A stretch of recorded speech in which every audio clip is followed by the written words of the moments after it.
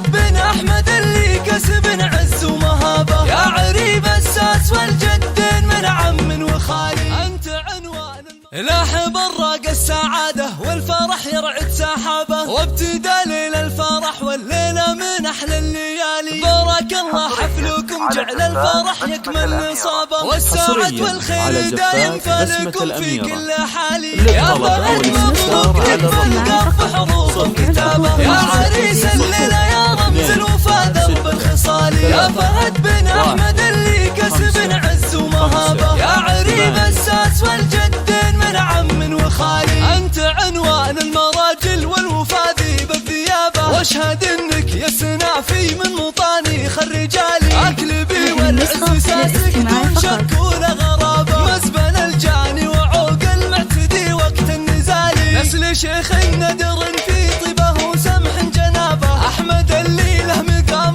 معتل بروس الطوالي. والله ان الاكلبي ساس يجمل منها قابه، عزوة بين القبايل تشمخ شموخ الجبالي. نعمة والله في عيالك لبه العزم وصلابه، كاسبين المجد والطارات بكبار الفعالي. والعروس تغري طلت كالقمر زين ومهابه، مهرة في زينها متصدره بين الغوالي. كاملة في وصفها ما في لها ند ومشابه، واشهد انها فرقه في حسنها وزين الخصالي. هذه تغريد كلها طيبه واخلاق ودرابه، طيبها من طيب ابوها واصلها بنت الرجال. بنت شيخ فتح للضيف والعانين بابه، وعلي راعى الفعول اللي تنومس كل غالي. فيها الغلبة يلي مجدهم كل حكابه، الرجال اهل الحمية والوفاء واهل المعالي.